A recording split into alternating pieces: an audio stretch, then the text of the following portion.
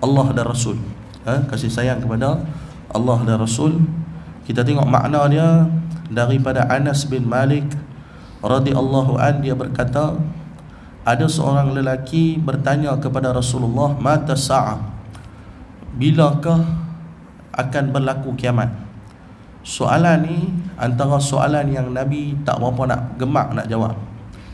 Ada orang dia mai jumpa Nabi, dia tanya, duduk dalam kuliah macam ni, dia mai tanya mata sa'ah.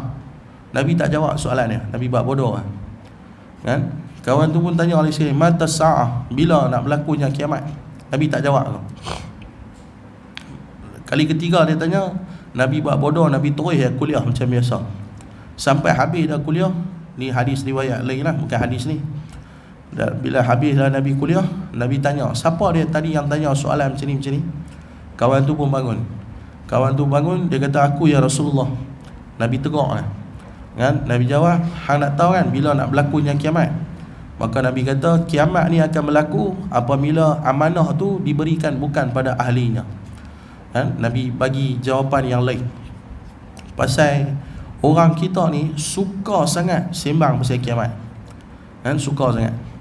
Dia agama dia tak bagi kita terlampau fokus kepada peristiwa akhir zaman. Bila Dajjal nak keluar, bila Imam Mahdi nak turun, bila Ya'juj Ma'juj nak keluar. Oh yang ni dah dekat dah ni, Dajjal nak keluar ni. Palestin perang lah, terus dia dah buat keluar lah teori konspirasi Dajjal. Mai Covid yang naik ya, dia kata biar ni dia paduk sebar dah balik, ni Dajjal nak keluar lah. Dan dia kalut dengan benda-benda yang terlibat dengan peristiwa akhir zaman, sehingga dia tak hidup dengan realiti. Banyak ulama tegur benda ni. Jadi ada ulama dia tak berapa nak gemak sangat. Kalau ada ustaz-ustaz dia suka kupas secara mendalam tentang peristiwa yang terkait dengan akhir zaman. Ada satu orang ni, saya tak mahu sebut lah pasal ini ada rakaman lah. Saya kawan tu saman saya pula di Indonesia ada satu ustaz, dia selalu membincangkan tentang peristiwa akhir zaman. Saya pun minat, saya syok tengok dia punya predik, dia punya apa Melayu panggil predik, dia apa ramalan. Saya mengaji sekolah orang putih dulu. Dia punya ramalan yang terkait dengan peristiwa akhir zaman. Bila kita dengar dia main ceramah tu, kita nanti jadi panik, gila-gila main panik. Dia tulis tentang ensiklopedia akhir zaman. Saya pun beli kitab tu, syok tengok hadis-hadis yang terkait dengan peristiwa akhir zaman. Tapi rupanya yang dia duk create panik tu, dia bagi orang panik, takut Dajjal nak keluar lah, yang tu lah, yang ni lah, kiamat dah terlampau dekat, kita berada pada fasa zaman yang terakhir. Di zaman kita ni akan munculnya Dajjal. Dia create panik tu, rupanya dia ada projek jual rumah bawah tanah. Kan dia nak bagi kita panik tu, bagi kita takut. Jadi orang kaya-kaya dia nak selamat daripada Dajjal tu, dia pergi beli rumah bawah tanah tu. Rupanya dia ada agenda lain, create bagi kita panik sehingga kita ni terikut dengan agenda dia. Maka Nabi tak berkenan orang yang suka tanya mata sa'ah, bila akan berlakunya kiamat. Dalam hadis ni Nabi shift kawan ni punya jawapan tu. Nabi kata, baginda menjawab, apa yang telah engkau persiapkan untuknya? Hang nak tanya pasal bila berlakunya kiamat, maka aku nak tanya balik kat hang, apa yang hang dah buat lah? Apa yang hang dah prepare untuk nak bertemu dengan hari kiamat ni? Jadi kalau kita tengok hadis-hadis Nabi yang terkait dengan peristiwa akhir zaman, hadis tu semua banyak yang samar-samar. Hadis tu tak jelas. Hadis tu banyak yang samar-samar sebab Nabi tak suruh, Nabi tak bagi kita terkait dengan duk tunggu. Oh ni tak boleh dah dekat dah baru puluh nak buat. Tak bagi. Nabi suruh kita sentiasa mempersiapkan. Maka bila kawan tu tanya bila nak berlakunya kiamat, Nabi tanya dia, hang dah prepare apa lah? Apa yang hang dah buat lah? Maka kawan tu pula jawab, aku mencintai Allah dan Rasulnya. Kalau katalah esok berlaku kiamat, aku tak ada dah bekalan apa pun, melainkan dalam hidup aku ni, aku letak Allah dan Rasul dulu. Apa aku nak buat pun, aku pentingkan Allah dan Rasul. Maka Nabi kata apa? Kamu akan bersama dengan orang yang kamu cintai. Makna kata kalau nanti kamu bangkit di hari kiamat, maka kamu akan bangkit dengan orang yang kamu ikut dan orang yang kamu cintai. Maka Anas berkata, tidaklah kami merasa gembira selepas memeluk Islam dengan perasaan yang sangat gembira, melainkan daripada kata Nabi SAW, sesungguhnya kamu akan bersama dengan orang yang kamu cintai. Kan? Sahabat-sahabat ni kata dengan Anas bin Malik, sahabat ni tak ada perasaan yang lebih seronok dan gembira melainkan ketika mana mereka dengar kata hang ni akan bangkit dengan orang yang paling hang cintai. Kan? Tak ada lah. Sebab tu yang ni satu hadis yang memberi kabar gembira kepada kita. Kalau kita meletakkan kasih sayang kepada Allah dan Rasul, maka waktu tu kita akan jadi orang yang akan dibangkitkan dengan Allah dan Rasul. Dan Anas telah berkata, sesungguhnya aku mencintai Allah dan Rasul, Abu Bakar dan Umar. Aku mengharapkan dapat bersama mereka walaupun aku tidak melakukan amalan seperti amalan mereka. Dalam riwayat yang lain, ada seorang lelaki bertanya kepada Rasulullah, bilakah hari kiamat akan berlaku wahai Rasulullah? Baginda menjawab, apa yang telah engkau persiapkan untuknya? Lelaki itu menjawab, aku tidak mempersiapkan banyak solat, puasa ataupun sedekah, namun aku mencintai Allah dan Rasulnya. Dan hadis ni nak cerita apa kat kita? Dia kata hadis ini menjelaskan tentang lelaki tersebut akan bersama Rasulullah SAW di dalam syurga kerana kasih dan cintanya kepada Allah dan Rasul, walaupun amalan soleh dan kebajikannya tidak banyak. Kan? Dia kata apa? Satu orang yang kalau meletakkan kecintaan dia kepada Allah dan Rasul, maka orang tu akan dibangkitkan dengan Nabi SAW. Sebab tu ada ulama pernah kata macam ni.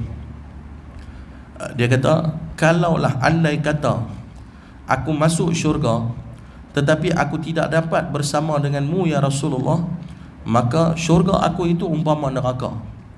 Kan? Dia nak abang apa? Kalau masuk syurga tak dapat jumpa dengan Nabi, rugi lah. Kan? Saya pernah sebut lah dalam kuliah saya macam tu kan.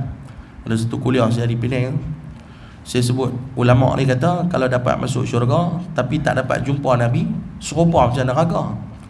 Saya kata lah tu, ada tu mamu tu dia sound kata, ustaz kira boleh masuk syurga pun bagus dah ustaz, umur lebih-lebih apa ni. Nah, dia tak faham konteks kita duk abang apa, dia abang apa. Kan? Kita duk abang. Ulama ni kata kalau masuk syurga, kalau tak dapat jumpa dengan Nabi, kira macam tak sempat ya. Kan? Sebab tu dalam agama ni dia suruh Nabi sendiri sebut, mintalah dekat Allah dengan syurga yang paling tinggi. Kan? Kadang-kadang ada manusia di kalangan manusia ni, dia ni macam hilang harapan. Kalau simang-simang dia kata, aku tak tahu lah boleh masuk syurga ke tak boleh masuk, kira duk ada dengan teruk lagu ni, silat-silat bilang tidur neraka paling bawah sekali. Kan? Dia orang baik, bukan orang jahat. Orang main semayang, orang main masjid, orang bagus, bukan orang duk pergi buat maksiat apa. Tapi cakap dia tu, cakap orang yang hilang harapan. Agama tak bagi lagu. Agama suruh kita letak satu harapan yang paling tinggi. Kan? Aku ni insya-Allah satu hari akan masuk syurga, yang minta ke Allah lagu tu. Kan? Aku nak kalau boleh syurga Jannatul Firdaus, aku nak syurga paling tinggi. Kalau boleh aku nak masuk syurga, aku nak duduk dengan Nabi SAW. Ada orang pula dia kata macam mana? Taklah kita pun kok mana pun tak apalah, masuk neraka dulu pun tak apalah. Nantilah sekali ni masuk syurga ke. Yang tu pun jenis adik-beradik mangkuk ke. Kan? Tak boleh cakap lagu tu. Kan? Dia tak boleh cakap lagu tu. Kan? Maka kita kena minta supaya kita dapat masuk syurga dengan baginda Nabi SAW. Kan? Sebab kita nak jumpa dengan Nabi. Dan hadis ini juga memberi isyarat kepada kita agar berhati-hati memilih orang untuk dicintai dan dikasihi, kerana ia boleh membawa kebahagiaan dan kebinasaan di akhirat kelak. Kan? Dan hadis ni nak abang kat kita apa? Nak sayang satu-satu orang, sayanglah orang yang betul. Kan? Nak cintai satu-satu orang. Manusia ni dia ada macam-macam orang yang dia suka. Kalau dia kaki politik, dia minat pemimpin politik. Kalau dia kaki bola, dia minat pemain bola. Kan? Semalam yang game bola siapa menang? Ha? Apa tak tengok? Bagus betul yang pola, ya Allah ya Rabbi. Baik sungguh. Siapa menang tak tahu? Terengganu dengan Johor. Siapa menang? Ha? Jadi tim menang. Ha? 3-1. Tak tahu kata. Kau saja buat macam tak tahu. Oh, okey. Okey. Dia peminat bola, dia gila pemain bola tu.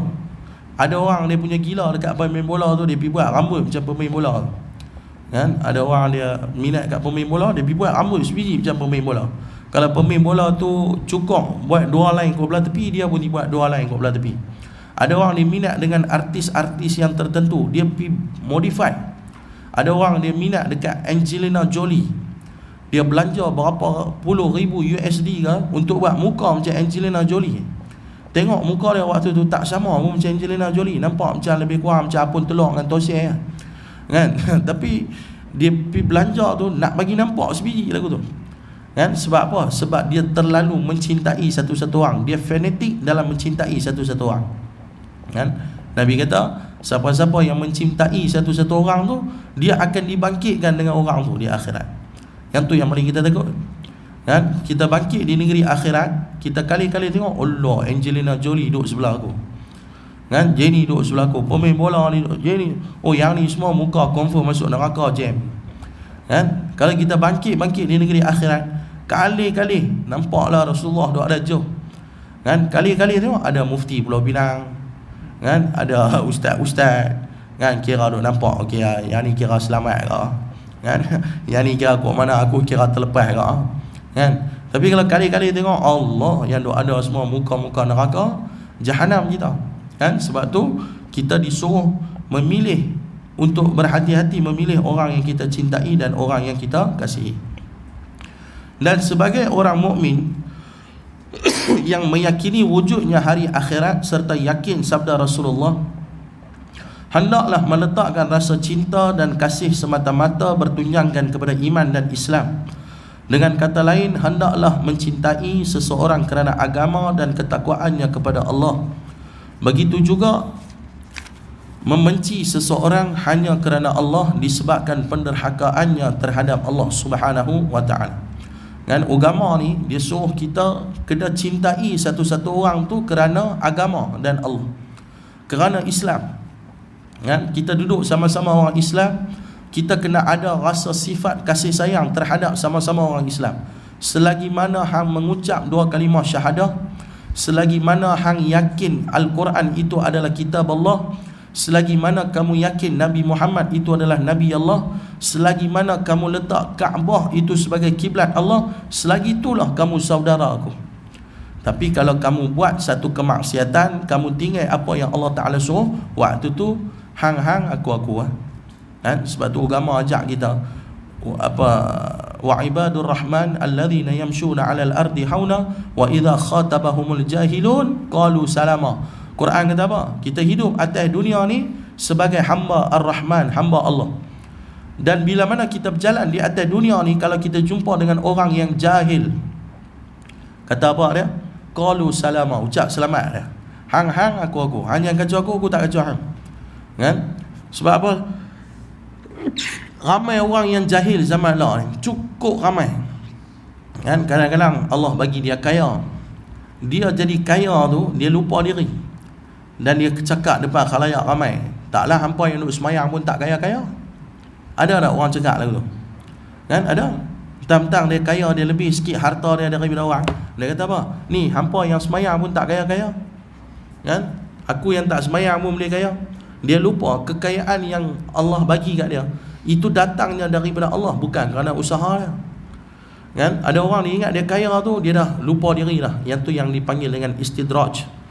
Kekayaan yang Allah bagi, untuk Allah bagi dia hanyut pergi lagi jauh. Kan? Sebab tu rezeki ni kita tak boleh baca tuan-tuan rezeki. Mau ni dia cerita, saya ada satu perempuan tu, dia pergi kerja kilang, naik bas kilang.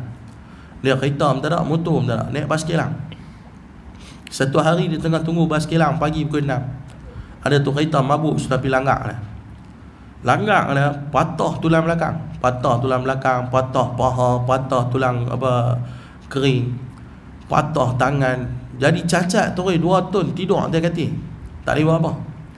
Kan, pakai yang tu, pakai yang ni, pakai besi lah apa mau tidur atas katil. Lawan kes di mahkamah, pergi dengan wheelchair. Nak angkat dia daripada katil pun atas wheelchair tu pun satu benda yang seksa. 2 ton dia terseksa. lawan kes, pampasan dapat 2 juta. Dapat pampasan 2 juta. Sekelip mata jadi jutawan. Kena langgar 2 tahun tersiksa jadi jutawan. Lepas dia dapat 2 juta tu, dia dah jadi kaya tuan-tuan, jadi jutawan. Dia doa, siapa lagi nak langgar aku lepas ni?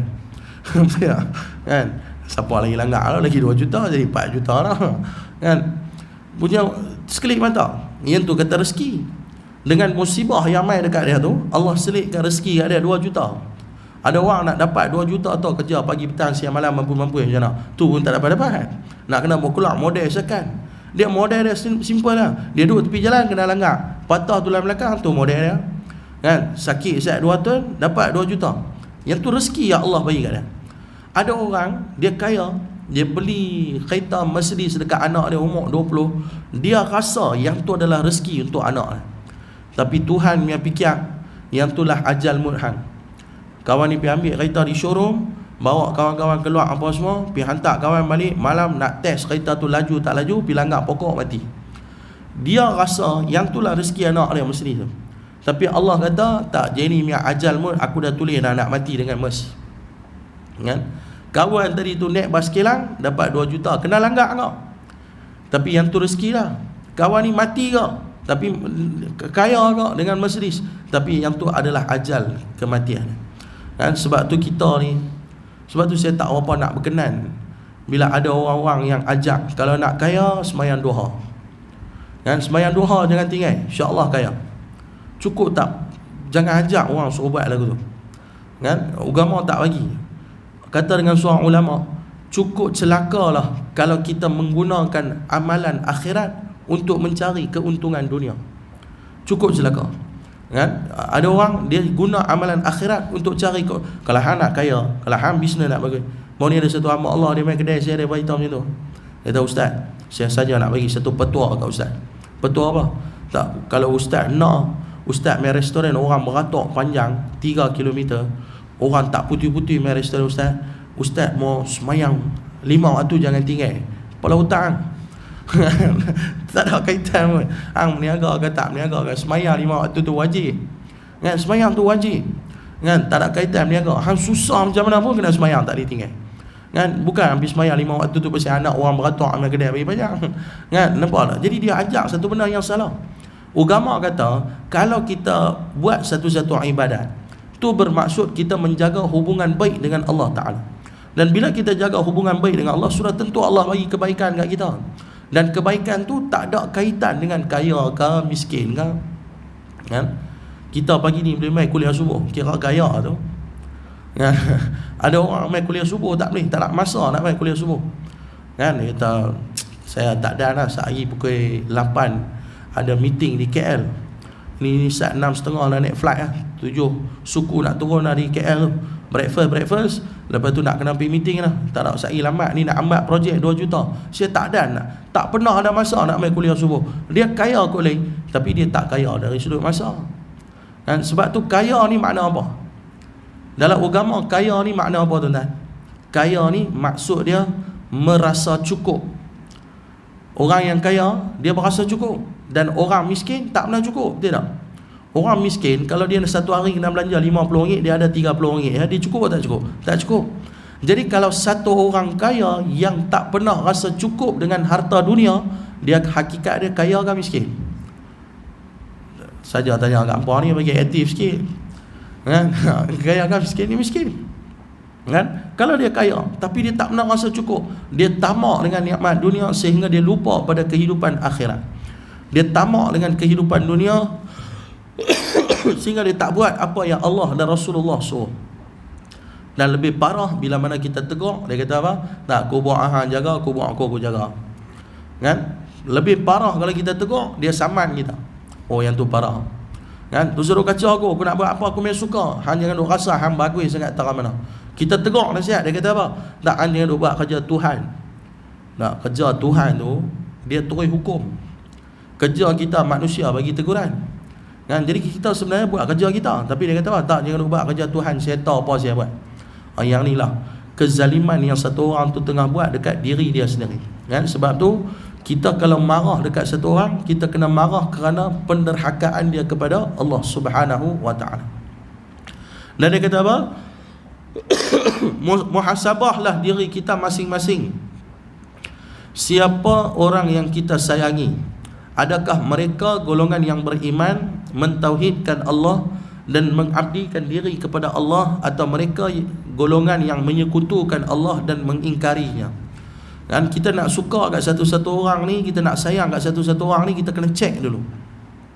Kita sayang kat siapa? Kita suka kat siapa? Kita ikut siapa dia? Adakah orang yang kita ikut tu adalah orang yang mentauhidkan Allah? Kan? Sebab tu ada orang dia suka pibo gamak-gamak para alim ulama. Kan? Kita tengok dia pergi setengah-setengah tempat tu, dia bubuh, dia gantung ulama ni miagamak, ulama ni miagamak, ulama ni miagamak. Ada orang dia marah, dia kata apa duk pibo gamak-gamak tok guru alim ulama, seolah-olah macam duk pergi mendewa-dewakan depa pula. Tak, bukan mendewakan pun. Kan, dia sebab apa? Kadang-kadang bila kita tengok satu orang yang dia ni adalah orang yang dekat kepada Allah, akan mengingatkan kita pada Allah. Kan, sebab tu Nabi pesan apa? Nak kawan dengan, Nabi buat perumpamaan, kawan dengan orang yang jual minyak wangi. Kita pun dapat wangi juga. Kalau kita kawan dengan orang yang tukang besi, kita dapatlah bau busuk besi je. Kan, sebab tu kadang-kadang kawan ni penting. Dalam ilmu psikologi pun dia kaji, dia kata kalau kita kawan dengan satu orang lebih daripada 5 tahun, ada potensi kita ikut perangai orang tu. Kan? Tak percaya tuan-tuan buat muhasabah sikit. Kita kahwin dengan bini kita berapa lama? 10 tahun, 15 tahun, 30 tahun, 40 tahun. Tak boleh lari. Mesti akan ada satu perangai bini kita yang main kat kita, ada satu perangai kita yang pergi kat bini kita. Cuba cek. Ada satu tabiat makan yang bini kita makan yang kita tak pernah makan, kita nanti ikut. Dan ada tabiat makan yang kita makan yang bini kita tak pernah makan, dia pula nanti ikut. Pasal apa? Dia berkawan dengan satu orang tu, dia pasti akan terpengaruh dengan orang tersebut. Sebab tu penting kita kena pilih siapa yang akan jadi kawan kita. Kita penting kita kena pilih siapa yang kena jadi kita punya idola. Kan? Kita suka kat siapa? Kita pilih siapa yang jadi contoh dalam kehidupan kita. Kan? Benda tu penting. Dan dia kata apa? Malang sekali sekiranya terdapat orang Islam yang mengasihi dan memuja golongan yang memusuhi Allah, iaitu individu yang menyembah selain daripada Allah. Malah lebih malang lagi si Muslim tersebut akan bersama-sama pujaannya yang mati dalam syirik di neraka kelak, sebagaimana disebutkan di dalam hadis Nabi di atas. Lagi teruk kalau satu orang tu dia sokong dan dia suka kepada orang yang musyrik, orang yang mensyirikkan Allah. Yang tu lebih bahaya lah. Saya pernah dalam satu ceramah saya kepada di satu reunion sekolah. Sekolah ni tak mabak lah sekolah mana, tapi sekolah orang educated lah. Saya pergi ceramah, adalah lebih kurang dalam 30-40 orang. Mereka main nak reunion. Mereka pun main dengan kawan-kawan, dengan dinner lah malam tu apa semua. Ada yang anjurkan program ni, dia ni macam Islamik sikit. Dia kata, ustaz main ceramah sikit, ustaz bagi tazkirah sikit. Semua ni orang-orang yang hebat-hebat. Takut kadang-kadang mereka ni lupa pada agama. Ustaz mainlah ceramah sikit, peringat dia bawa suruh patah balik pada agama. Saya pun pergi ceramah malam tu, saya tanya, ada kat 30-40 orang. Saya tanya, tuan-tuan, siapa nak masuk syurga angkat tangan? 39 orang angkat tangan, seorang tak angkat. Seorang tak angkat tangan. Saya tanya dia, Haji, pasal apa Haji tak angkat tangan? Dia kata, tak, saya tak masuk syurga Ustaz, saya nak masuk neraka. Saya tanya, ni gila memang, saya tak pernah jumpa orang gila tu. Kan, pergi mana pun tanya orang. Saya pergi ceramah dekat Tekpik, tahu Tekpik? Tekpik tahu kan? Saya pergi ceramah kat depa. Depa kena mai register nama depa kan. Ada hari tarikh yang depa kena mai record depa punya nama dekat polis tu. AADK panggil saya ceramah. Saya tanya kat depa ni semua take kau ni. Semua jenis mata pun kira kita tengok pun kira mata duk pergi mana. Ceramah dia pun tak guna, kepala otak tak masuk lah. Kan, dia kira duk high kan. Saya mula ceramah pun dia dah hamput saya lah. Ustaz cakap senang lah, cakap dapat envelope. Dia sang tu lagu tu haram tu. Kan, dia sang lagu tu kan. Tanya dekat TV ni, siapa nak masuk syurga angkat tangan. Semua angkat pun melelong tangan. Tangan melelong, tapi angkat ke mau kat syurga walaupun pedagih dah dah. Ni haji ni dia kata apa? Tak, saya tak mau masuk syurga. Saya nak masuk neraka. Saya tanya ada, pasal apa haji nak masuk neraka? Dia kata taklah, saya teringin nak pergi tengok Marilyn Monroe. Kan? Marilyn Monroe kan, dia kata lawa pun tahu, artis lama Marilyn Monroe tu. Betul ke tak tahu kan? Tahu kan? Dia nak buat macam duk cekik, macam tak tahu, seolah-olah macam kena Imam Al-Ghazali dengan Imam Syafi'i kan? Dia nak buat baik sangat. Kan? Dia kata apa? Ustaz, saya teringin nak pergi tengok Marilyn Monroe. Kawan tu sudah mati kapiak. Takkan dia nak masuk syurga, dia masuk neraka. Jadi saya nak pergi usah dia dulu. Saya nak pergi tengok dia macam cantik tak? Lagu tu memang gila, memang manusia apa ada kan? Tak tahulah dia cakap benda tu betul ke tak betul. Tapi tak boleh kita cakap lagu tu.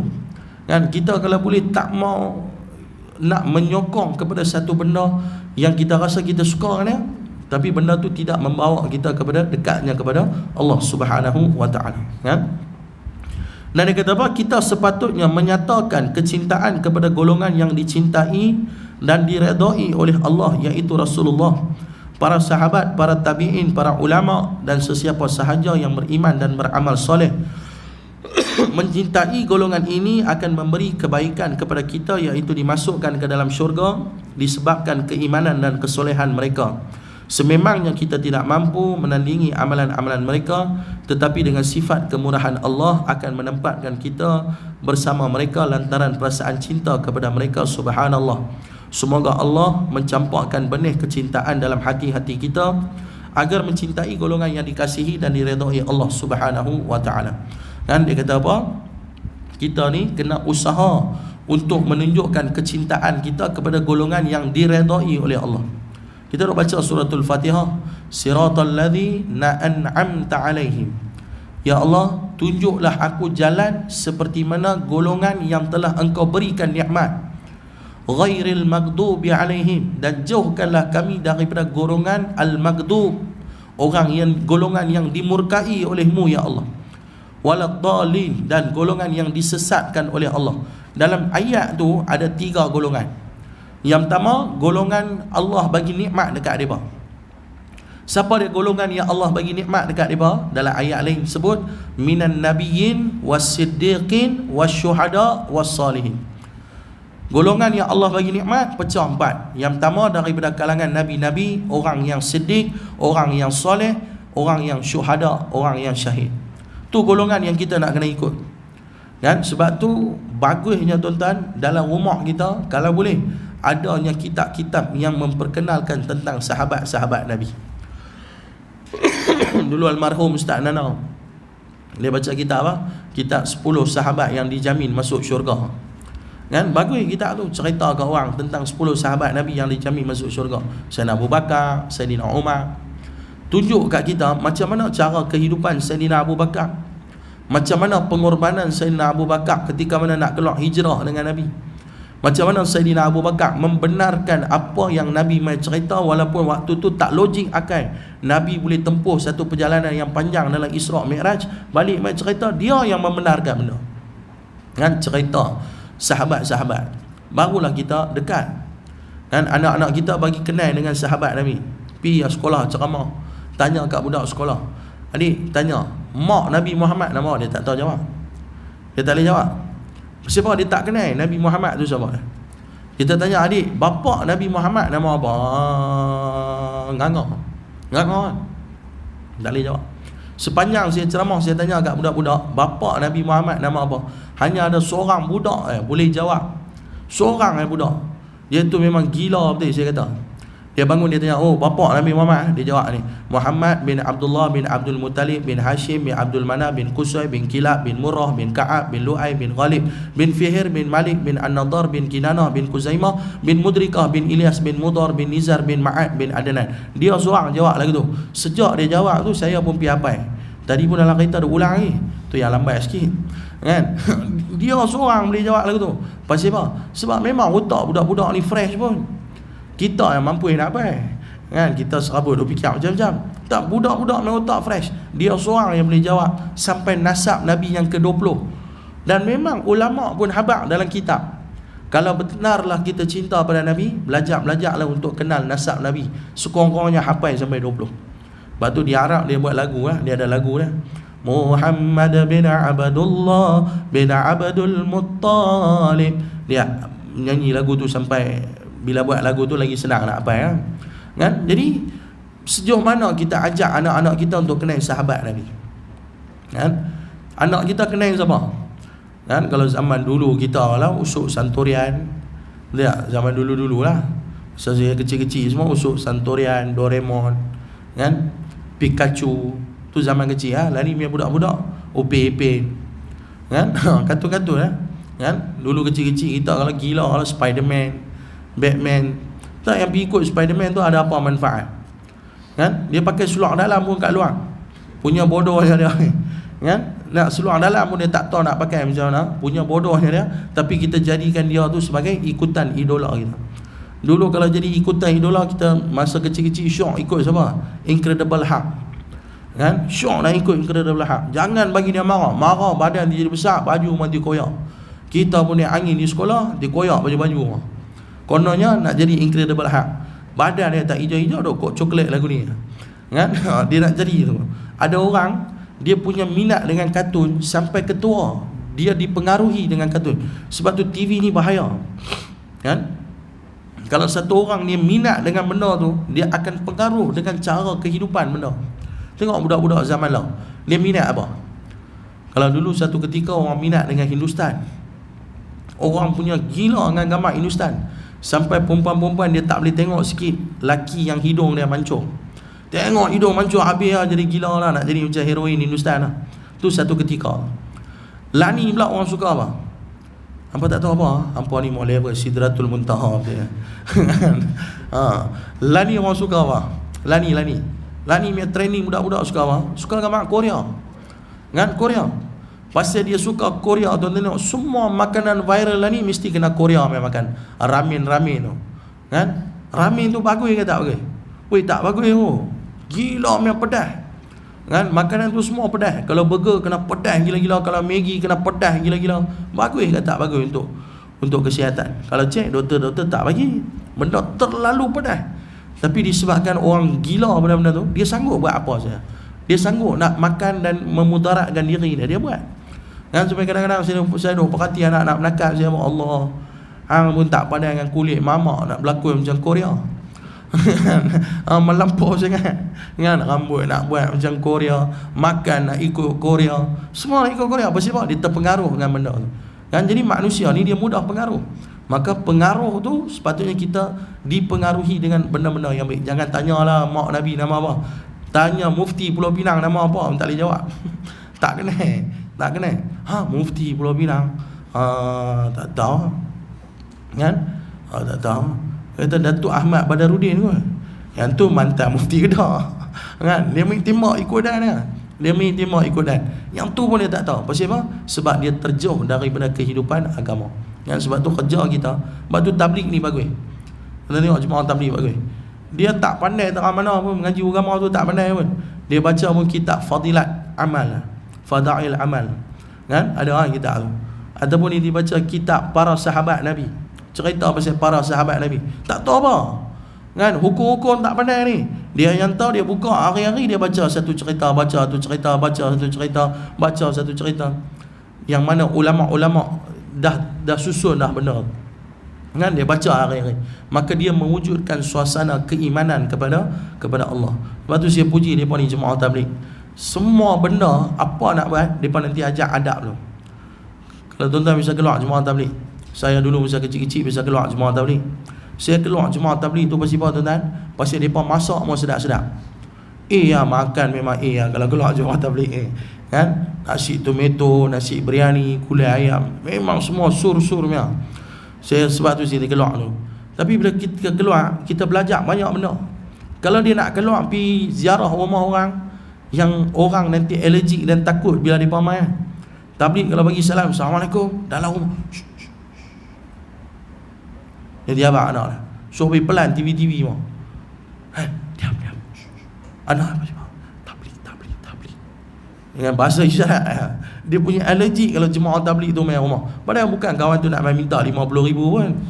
Kawan tu cuma nak main abang. Saat lagi lepas maghrib ada ceramah sikit, mainlah semayam jemaah ni. Yang tu dia nak abang. Saya kalau jemaah tabligh kalau main rumah dia buka pintu dia, Allah ustaz. Dia abang lagu tu kan, tak apalah ustaz, saya tak ada apa nak cakap. Terus dia tak berani cakap apa. Dia kata je ni buat hari-hari ceramah. Aku pergi cakap dia saja pergi cari pasal. Dia tak berani cakap apa. Dia kata ustaz doa kat saya. Kita pun kata hang pun doa kat aku lah. Kan pasal dia main bawa rahmat berkat. Tak, bukan ada apa-apa, bukan nak takut apa.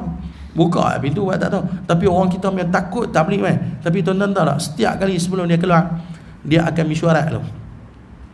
Dalam mesyuarat dia akan tentukan siapa nak jadi ketua kumpulan, nak keluar sekali, nak tunjuk jalan siapa dia, nak bagi salam siapa dia, nak cakap siapa dia. Lepas bila dia mesyuarat tu, dia akan bagi tahu apa. Sekali kita pergi rumah orang, mata jangan duduk pergi tengok dalam rumah orang. Jangan duduk depan-depan pintu, duduk tepi-tepi sikit. Tundukkan pandangan mata, bagi salam 3 kali, tuan rumah tak jawab belang. Dia ajar adab. Nak makan dia ajar adab makan. Nak makan macam mana makan, baca doa makan lagu mana. Lepas makan nak baca doa apa. Bila kita makan dengan jemaah, macam mana nak buat perangai. Jangan duduk pergi balas makan jauh-jauh punya. Ambil makanan yang dekat dulu dengan kita. Dia ajar adab. Nak tidur ada adab. Dia ajar adab tidur. Banyak benda yang dia ajar kepada kita, benda simple-simple lah. Kan? Nak masuk toilet ni, saya nak masuk toilet lagu mana? Nak baca doa apa sebelum masuk toilet? Bila kita duduk dalam toilet kena berdehem. Pasal apa kena berdehem? Berdehem tu sebab nak mengeluarkan air saki-baki daripada puning kecing kita. Pasal tu berdehem. Ada orang berdehem tu pun tak tahu. Dia duduk dalam toilet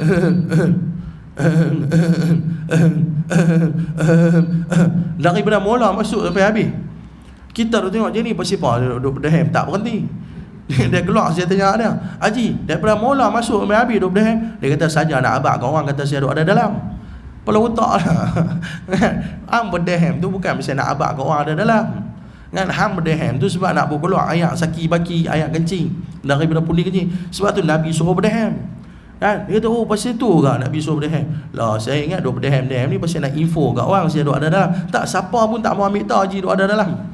Haji memang pasal Haji nak buat apa pun. Kan tak payah duk pergi abang kat orang pun. Kan dia tak faham benda tu. Kan benda simple tu pun orang tak faham. Pasal apa? Kalau kita tak mengaji dan kita tak hidup dalam suasana keimanan. Kan sebab tu kita kena hidup dengan suasana keimanan. Kita kena dekat dengan orang-orang yang beriman. Kita kena dekat dengan orang-orang yang diredai oleh Allah, supaya kita jadi orang yang akan dibangkitkan. Sekurang-kurangnya kan, kalau kita sayang dekat satu orang yang beriman, tengok Allah, kita ni sepatutnya kira tak ada can nak masuk syurga. Tapi kerana rahmat Allah, dia tengok, Allah tengok, oh je ni dalam hidup dia selalu mendekati orang-orang alim ulama. Dia selalu mendekati orang-orang yang soleh. Maka tak apa, aku lulus dia masuk syurga dengan kawan tu. Kan? Yang tu yang kita nak cari. Mudah-mudahan Allah selamatkan kita, Allah bangkitkan kita dengan orang yang beriman, Allah masukkan kita dalam syurga bersama Nabi Muhammad SAW. Mudah-mudahan kita dapat ambil manfaat yang baik daripada Allah. Kelemahan, kekurangan daripada diri saya sendiri, mohon ampun dan maaf. Kita baca doa sikit. A'udzu billahi samil alim minasyaitonir rajim. Bismillahirrahmanirrahim. Alhamdulillahirabbil alamin wassalatu wassalamu ala asyrafil anbiya'i wal mursalin wa ala alihi washabbihi ajma'in. Allahumma inna nas'aluka salamatan fid din wa 'afiyatan fil jasad wa ziyadatan fil 'ilmi wa barakatan fil rizqi wa tawbatan qabla al maut wa rahmatan 'inda al maut wa maghfiratan ba'da al maut. Allahumma hawwil 'alaina fi sakaratil maut wan najata minan nar wal 'afwa 'anil hisab. Rabbana atina fid dunya hasanah wa fil akhirati hasanah wa qina 'adzaban nar. Walhamdulillahi rabbil alamin. Taqabbalallahu minkum minna wa minkum taqabbal ya karim. Aqulu qawli hadha wa astaghfirullahal azim. Assalamualaikum warahmatullahi wabarakatuh.